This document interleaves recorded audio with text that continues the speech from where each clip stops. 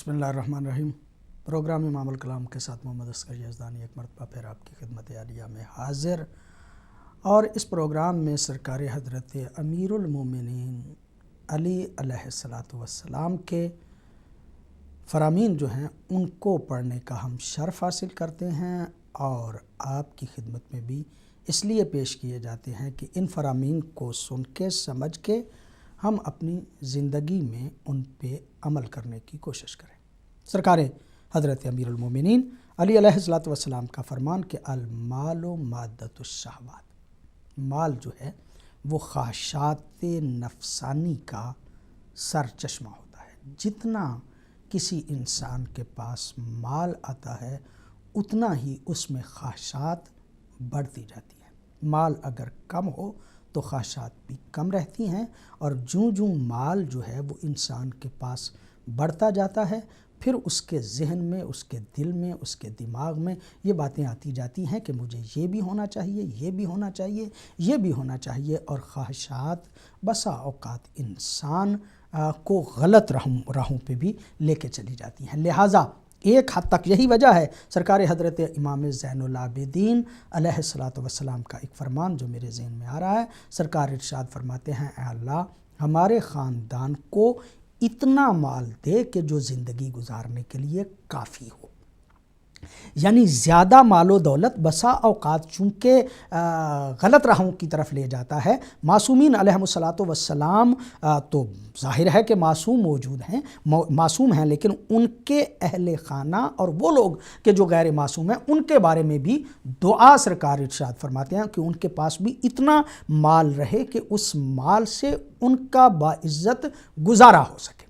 اگر اتنا مال ہے کہ جس سے انسان کا باعزت گزارا ہوتا رہتا ہے تو اسی پہ اللہ کا شکر ادا کرنا چاہیے۔ اس لیے کہ مال جتنا زیادہ آ جائے گا اگر اس بندے کے ذہن پہ وحی کے پہرے نہیں، یہ میں بات نہیں کہہ رہا کہ مال جو ہے اس کو زیادہ آنا درست نہیں ہے۔ ہاں، اگر مال اس کے پاس زیادہ آ جاتا ہے، اور جتنا بھی زیادہ آ جاتا ہے، اور وہ بندہ انتہائی دیندار ہے اور دین کا ہر کام میں وہ لحاظ رکھتا ہے، تو ایسا بندہ جو ہے اس میں سے حقوق خدا کو بھی ادا کرتا ہے، حقوق رسول کو بھی ادا کرتا ہے، اہل بیت کے حق کو بھی ادا کرتا ہے، مومنین کے حق کو بھی ادا کرتا ہے۔ یعنی جو واجبات اس پہ ہیں ان واجبات کو اگر وہ ادا کرتا ہے تو اس کے پاس مال کا زیادہ ہونا بھی عیب نہیں ہے۔ لیکن یہ معاملہ عمومی طور پہ ہر انسان کے لیے ذرا مشکل ہو جاتا ہے۔ جب اس کے پاس مال آتا ہے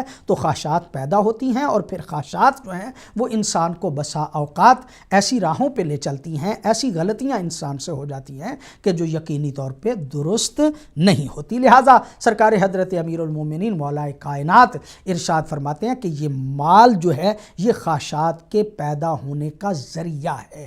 اگر تمہارے پاس اتنا سا مال ہے، لہٰذا میں سمجھتا ہوں کہ وہ لوگ کہ جن کے پاس اتنا مال ہے کہ جس سے ان کا باعزت گزارا ہو رہا ہے، اگر اسی پہ وہ شکر کریں تو وہ زیادہ بہتر ہے۔ اس لیے سرکار ایک صحابی بھی پیغمبر گرامی صلی اللہ علیہ وآلہ وسلم کی خدمت میں آیا، اور اس نے آگے پیغمبر گرامی سے درخواست کی کہ میرے مال جو ہے وہ بڑھ جائے، اور میری جو ہے وہ زیادہ پونجی جو ہے وہ بڑھ جائے، میرا زیادہ کاروبار جو ہے اس میں وسعت آ جائے۔ تو سرکار پیغمبر گرامی نے ارشاد فرمایا کہ اگر اسی پہ اکتفا کرے تو زیادہ بہتر ہے۔ اس نے کہا کہ یا رسول اللہ نہیں، آپ دعا فرمائیں۔ پیغمبر گرامی نے دعا فرمائی۔ اس کی بکریاں، بھیڑ بکریاں تھیں، وہ بہت زیادہ بڑی۔ پہلے وہ ہر نماز میں مسجد نبوی میں آتا تھا، پھر جو ہے وہ جمعے میں بھی آتا تھا، پیغمبر گرامی کی محفل میں بھی وہ بہت زیادہ استفادہ کرتا تھا۔ لیکن جب اس کا مال کچھ بڑا تو اب اس نے مسجد نبوی میں نمازیں جو ہیں وہ چھوڑنا شروع کر دیں، کبھی ایک چھوڑ دی، کبھی دو چھوڑ دی، کبھی تین چھوڑ دی۔ پھر آہستہ آہستہ جب مال اس کا اور زیادہ بڑا تو پھر اس نے صرف جمعے پہ اکتفا کرنا جو ہے وہ شروع کر دیا۔ پھر آہستہ آہستہ وہ جمعے سے بھی چھوڑ کے وہ مال ہی کے پیچھے جو ہے وہ بھاگنے لگا۔ پیغمبر گرامی کو جب پتہ چلا کہ اس کی بہت زیادہ بھیڑ بکریاں جو ہیں وہ بڑھ گئی ہیں اور بہت زیادہ اس کا مال جو ہے اس کے پاس اکٹھا ہو گیا ہے، تو ایک دن پیغمبر گرامی صلی اللہ علیہ وآلہ وسلم نے اپنے کسی پیارے صحابی کو کہا کہ جاؤ اس کو جا کے کہو کہ تیرے مال میں حقوق خدا بھی موجود ہے، حقوق رسول بھی موجود ہے، اور اس میں باقی حقوق جو ہیں وہ بھی موجود ہے، لہذا وہ ادا کرو، یعنی خمس بھی دو اور زکوٰۃ بھی دو، اس مال میں سے جو جس اعتبار سے وہ بنتا تھا، جو وجوہات شرعیہ اس میں سے بنتی تھی۔ جب پیغمبر گرامی نے اپنے کسی پیارے صحابی کو بھیجا تو ایک مرتبہ وہ پریشان ہو گیا اور پریشان ہو کے کہنے لگا میں محنت کروں، میں مزدوری کروں اور میں اتنی کوشش کروں اور اس میں سے اتنا مال جو ہے وہ اللہ اور رسول کے نام پہ دے دوں۔ گویا اب اس کا ذہن ہی تبدیل ہو گیا۔ وہ مذہبی شخص کہ جو پیغمبر گرامی کا صحابی تھا، پیغمبر گرامی کی محفل میں موجود رہتا تھا، وہ بھی آہستہ آہستہ کچھ اور سوچنے پہ مجبور ہو گیا، اس لیے کہ مولا امیر المومنین ارشاد فرماتے ہیں المال مادۃ الشہوات، مال جو ہے وہ خواہشات کے پیدا ہونے کا ذریعہ ہوتا ہے۔ پھر سرکار حضرت امیر المومنین علی علیہ الصلوۃ والسلام ارشاد فرماتے ہیں من حذرک کمن بشرک، سرکار ارشاد فرماتے ہیں وہ شخص جو تجھے ڈراتا ہے۔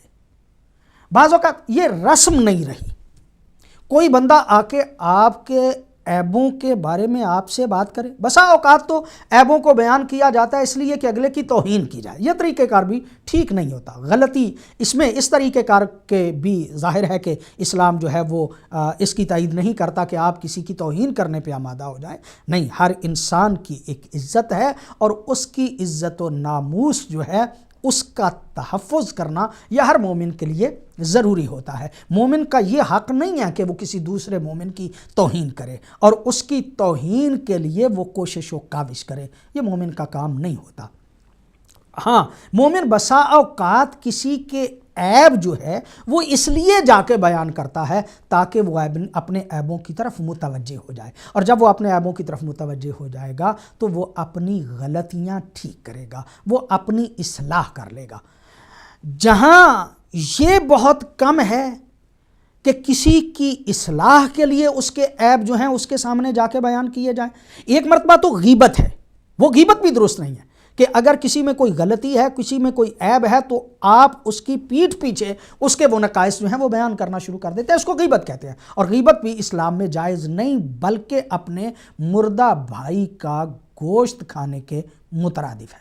اگر کوئی بندہ کسی مومن کے بارے میں ایسے فضول لا یعنی باتیں کہ جو اس میں مطلب وہ ہو سکتا ہے موجود ہوں، ان کا بیان کرنا بھی درست نہیں ہے، چاہے جائے کہ ایسی چیزیں جو ہیں ان کو بیان کیا جائے کہ جو اس میں موجود ہی نہیں ہے، آپ کو پتہ ہی نہیں ہے کہ اس کی اصل حقیقت جو ہے وہ کیا ہے، اور آپ جو ہیں وہ شروع ہیں اس کی توہین کرنے کے، اور وہ بھی پیٹھ پیچھے، یہ غیبت ہے۔ اور غیبت جو ہے اس کے بارے میں قرآن نے بڑے واضح الفاظ میں کہا کہ یہ ایسے ہی ہے جیسے اپنے مردہ بھائی کا گوشت جو ہے وہ کھایا جائے۔ نہیں، مومنین کو ایسا نہیں کرنا چاہیے، کبھی کسی کی غیبت جو ہے وہ نہیں کرنی چاہیے، حقیقت حال جو ہے وہ اس بندے سے پوچھنی چاہیے، اور پھر یہ کہ اگر اس کی اصلاح کرنا چاہتے ہیں تو آپ جا کے اس کے قریب آرام سے، اچھے لہجے سے، پیارے انداز سے جا کے اس کو سمجھائیں کہ محترم آپ میں یہ نقص ہے، آپ میں یہ عیب ہے، آپ میں یہ غلطی میں نے دیکھی ہے، بہتر طریقے سے، بہتر انداز سے جا کے بیان کریں اور پھر اس کی اصلاح کی کوشش کریں، اور اس میں بھی حوصلہ ہونا چاہیے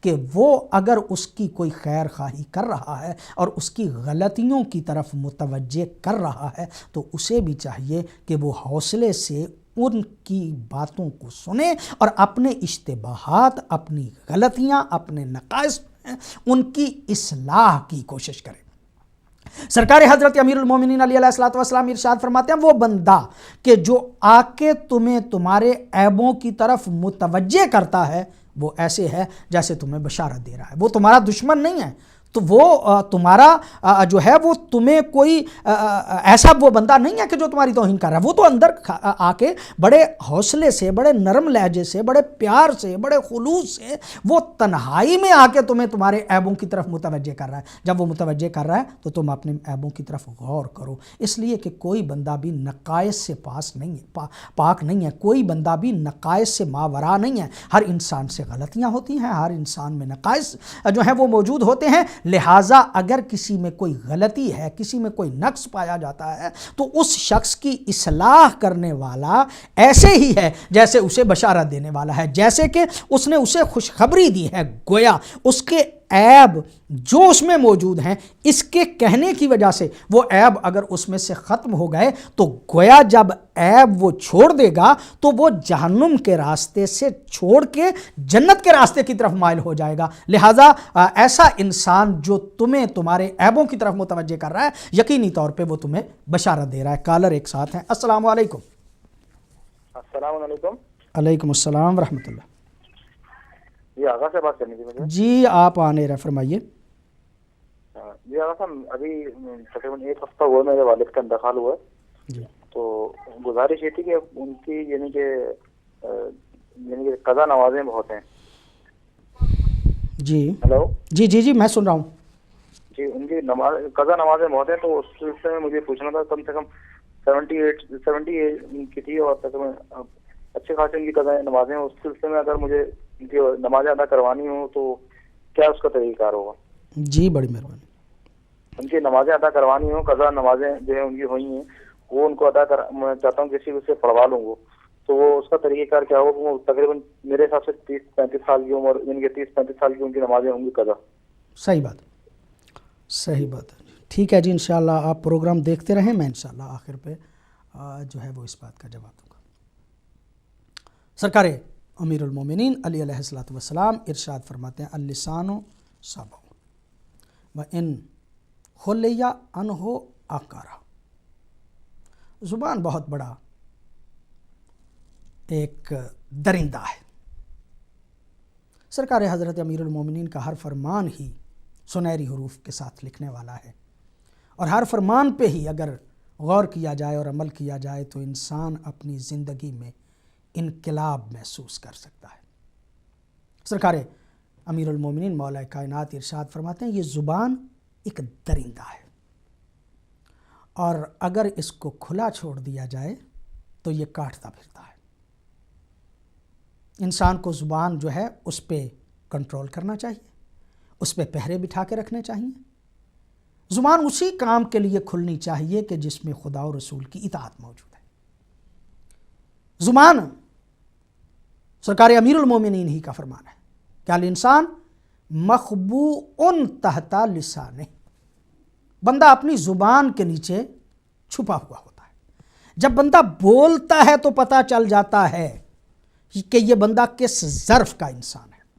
جب بولتا ہے تو پتہ چل جاتا ہے کہ اس انسان کا خاندان کیسا ہے, اس انسان کا جو ہے وہ طریقہ کار کیسا ہے. اپنی زبانوں پہ پہرے بٹھانے چاہیے قرآن و حدیث کے اعتبار سے, معصومین کے فرامین کے اعتبار سے. کالر ایک اور ساتھ ہیں. جی السلام علیکم. وعلیکم السلام ورحمۃ اللہ وبرکاتہ. آپ کہاں تھے اتنے دنوں سے؟ جی میں پاکستان میں تھا. جی اچھا جبھی اتنے دنوں سے ہم تو ترس گئے آپ کو دیکھنے کے لیے, پوچھ رہے تھے لوگوں سے بھائی کہاں غائب ہو گئے مولانا. ہاں اور ایک بات اور آپ کو کہنا ہے, آپ کو معلوم ہے آپ کا نام کیا رکھ دیا ہے؟ مولانا چھپے رستم. اتنے آپ کبھی اہل سنت سے بھی تھے, وہ لاسٹ پروگرام جب دیکھا تھا تو بڑی خوشی ہوئی کہ اور ذرا کچھ ڈیٹیل کبھی بتائیں اس کے بارے میں. جی انشاءاللہ. میرے بھائی کون کہاں سے بول رہے ہیں؟ میں سید غلام عباس ہی لندن سے بول رہا ہوں. غلام عباس صاحب بڑی نوازش, بڑی مہربانی, شکریہ. تو کبھی بتائیے گا. اچھا جی انشاءاللہ انشاءاللہ. اچھی بات, شکریہ. خدا حافظ. بڑی نوازش, بڑی نوازش.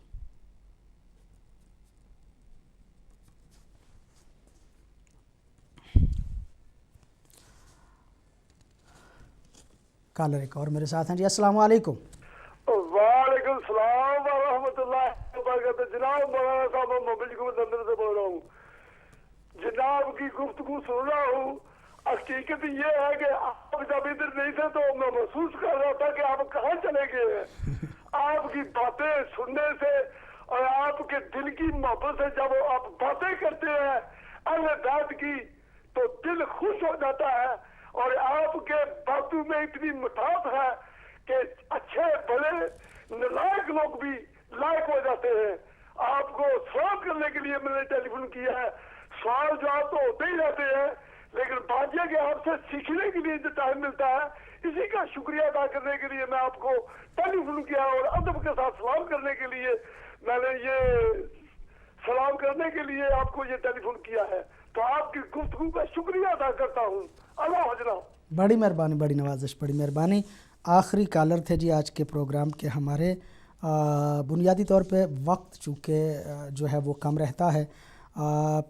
ہمارے ایک بھائی انہوں نے سوال کیا اور انہوں نے جو سوال ان کا تھا وہ یہ تھا کہ ان کے والد گرامی جو ہیں ان کا انتقال ہوا، اور ظاہر ہے کہ اچھی اولاد اسی طرح کی ہوتی ہے کہ جو اپنے والدین پہ کوئی نیکی کرے. اور میں سمجھتا ہوں کہ اس میرے بھائی کے توسط سے میں ہر مومن کی طرف یہ پیغام دینا چاہوں گا اور متوجہ کرنا چاہوں گا کہ کچھ ایسی رسوم ہیں کہ جن کو ہم مرنے والے کے بعد کرتے ہیں. فرض کریں کہ ہم ان کا سوئم رکھتے ہیں، ان کا 10واں رکھتے ہیں، ان کا 40واں رکھتے ہیں، یا ان کے لیے مجالس عزاء جو ہے وہ منعقد کرتے ہیں، یا باقی امور جتنے بھی مرنے والے کے بعد میں کیے جاتے ہیں. وہ اپنے طور پہ ان چیزوں کی میں ممانت نہیں کر رہا. یقینی طور پہ وہ کام جو ہیں وہ ہونے چاہیے. قرآن پڑھا جاتا ہے، تبرک دیا جاتا ہے، یا اور اس طرح کے امور جو ہیں وہ بجا لائے جاتے ہیں. ٹھیک ہے، ان سب کا ثواب ہے، یقینی طور پہ یہ سارے کام آپ کریں. لیکن مرنے والے کے لیے جو سب سے بہتر کام ہوتا ہے، اور اگر واقعاً آپ کوئی نیکی کرنا چاہتے ہیں تو وہ مرنے والے کے مرنے کے بعد اس کے واجبات کا ادا کرنا ہے. کچھ امور ایسے ہیں کہ جو مستحب ہیں، مستحبات کا ثواب یقینی ہے، لیکن اگر واجبات ادا کر دیے جائیں تو یقینی طور پہ اس بندے پہ بہت بڑا احسان ہوتا ہے. بڑے بیٹے پہ اپنے ماں باپ کے واجبات جو ہیں وہ سارے کے سارے واجب ہیں. خاص طور پہ باپ کے واجبات جو ہیں وہ واجب ہیں، یعنی اس بڑے بیٹے پہ، اور کچھ حصہ بھی مخصوص وراثت میں سے اس بڑے بیٹے کے حصے میں آتا ہے. لیکن اگر بڑا بیٹا نہیں کرتا تو دوسرے بھائی یا دوسرے عزیز بھی اگر نیکی کرنا چاہتے ہیں تو سب سے بڑی نیکی اس پہ یہ ہے، مرنے والے پہ، کہ اس کے واجبات جو ہیں وہ ادا کر دیے جائیں. میرا بھائی جس نے فون کیا، اللہ رب العزت اس کی توفیقات میں اضافہ فرمائے، اور یقینی طور پہ اپنے والد کے حوالے سے وہ چاہتا ہے تو اس کو چاہیے کہ وہ اپنے والد گرامی کے حوالے سے نمازیں بھی ان کی جو ہیں وہ پڑھوائیں. ان پہ اور بھی اگر کوئی واجبات تھے تو ان واجبات کو وہ ادا کریں. اگر حج ان پہ واجب تھا تو حج ان کا کروائیں. اگر ان کے روزے واجب تھے تو وہ روزے رکھوائیں، یا ان کے علاوہ اگر کوئی اور بھی واجب ان پہ موجود تھا تو اس واجب کو وہ ضرور ادا کریں.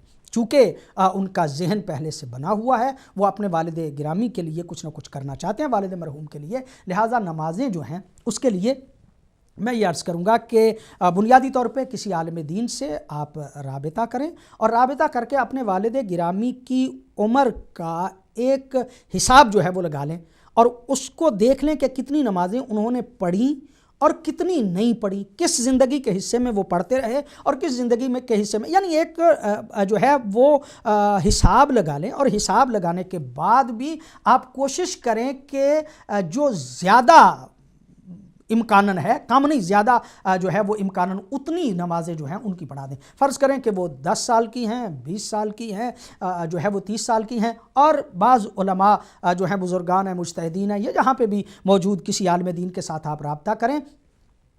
1 سال کی نمازیں، 1 سال کے روزے اگر انہوں نے نہیں رکھے، اور اس میں خاص طور پہ نمازیں جو ہے وہ آیات بھی 2 جو ہے اس کو شامل کر لیں. ایک پیکج پورا بنا کے کسی کے ساتھ بات کریں، کسی عالم دین کے ساتھ. طلبہ دینیہ جو ہیں وہ ہمارے ایسے موجود ہوتے ہیں کہ جن کا گزارا جو ہے وہ نہیں ہوتا، وہ یہ کام جو ہے وہ کرنے پہ آمادہ ہوتے ہیں. آپ خود سے بھی پڑھنا چاہیں تو خود سے بھی پڑھ سکتے ہیں اپنے والد گرامی کی نمازیں، اور اگر آپ خود سے نہیں پڑھنا چاہتے تو کسی عالم دین سے رابطہ کر لیں، ہمارے ساتھ رابطہ کر لیں، کوئی بھی یہاں ہدایت ٹی وی پہ رابطہ کر لیں، تو وہ مطلب سلسلہ جو ہے وہ آپ کا جو ہے وہ چل نکلے گا، اور وہ نمازیں جو ہیں وہ اس انداز سے پڑھائی جا سکتی ہیں. حساب آپ نے لگانا ہے کہ ان کی کتنی نمازیں رہتی ہیں، کتنے روزے رہتے ہیں، حج رہتا ہے، یا ان کے اور نماز آیات رہتی ہیں، یا کوئی اور واجبات جو ہیں وہ رہتے ہیں. تو اس کے حساب سے جب آپ کسی عالم دین سے رابطہ کریں گے تو وہ اسیسمنٹ کر کے آپ کو کہ جو ہے وہ پوری طرح سے بیان کر دیں گے کہ اس کا طریقہ کار جو ہے وہ کیا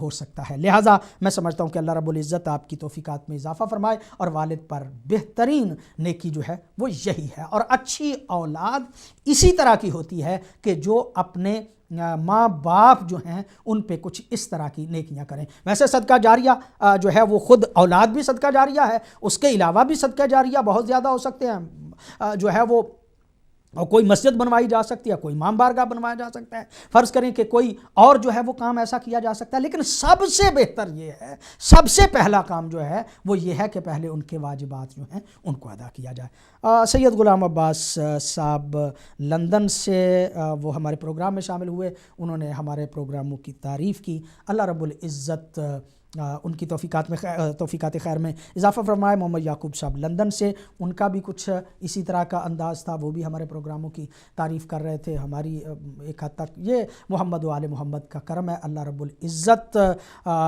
جو ہے اس کی خاص، اللہ رب العزت کی نظر عنایت اور اللہ رب العزت کی جو ہے وہ مہربانی محمد و آل محمد کا صدقہ خالق حقیقی نے ایک توفیق دی ہے کہ اس UK میں آ کے ٹی وی چینلوں پہ بہت ابتدا سے ہم نے مذہب حقہ کی خدمت جو ہے اس کو کرنے کا ایک سلسلہ جو ہے وہ شروع کیا۔ آج الحمدللہ اس حوالے سے ہدایت ٹی وی آپ کی خدمت میں جو ہے وہ موجود ہے، اور اس پہ بیٹھ کے ہم مذہب حقہ کی جہاں تک ممکن ہو سکتا ہے ہم خدمت کر رہے ہیں۔ اگر کسی کو ہمارا انداز پسند آتا ہے اور کوئی ہماری ایک بھی بات اگر کسی تک صحیح صورت میں پہنچ جاتی ہے تو میں سمجھتا ہوں کہ واقعاً جو ہے وہ ہم اس کو اپنے لیے سعادت بھی سمجھیں گے، اور خالق حقیقی محمد و آل محمد کے صدقے میں ہماری اس کوشش و کاوش کو اپنی بارگاہ میں قبول کرے گا، اور یقینی طور پہ اسی کا اجر جو ہے وہ ہم خالق حقیقی سے طلبگار بھی ہوں گے۔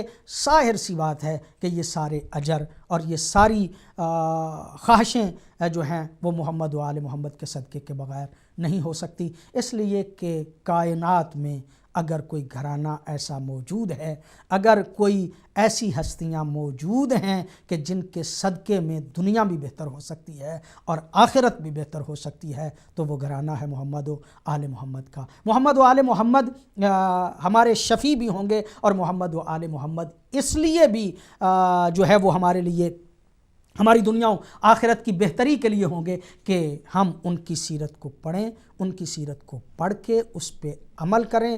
اگر کوئی بندہ محمد و آل محمد کی سیرت کو پڑھتا ہے، اس پہ عمل کرتا ہے، ان کے فرامین پہ عمل کرتا ہے، تو یقیناً اس کی دنیا بھی بہتر ہوتی ہے، آخرت بھی بہتر ہوتی ہے۔ پیغمبر گرامی صلی اللہ علیہ وآلہ وسلم نے یہ ارشاد فرمایا تھا، اور اس بات کو میں اکثر کہتا رہتا ہوں کہ انی تارکن فیکم الثقلین کتاب اللہ و عطرتی اہل بیتی، میں تم میں دو چیزیں چھوڑ کے جا رہا ہوں، ایک اللہ کی کتاب ہے، ایک عطرت اہل بیت ہے۔ بعض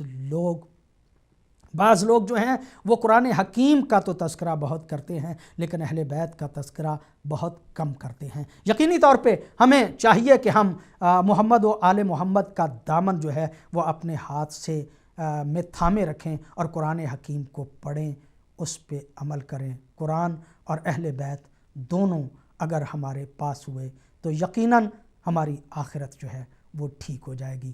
دعا ہے بارگاہ خداوندی میں الہی پوری کائنات میں مسلمانوں کو قرآن حکیم، پیغمبر گرامی اور ان کی آل کی حقیقی معنوں میں معرفت عطا فرما۔ محمد اصغر یزدانی کو آج کے پروگرام امام الکلام سے اجازت دیجیے۔ والسلام علیکم ورحمۃ اللہ وبرکاتہ۔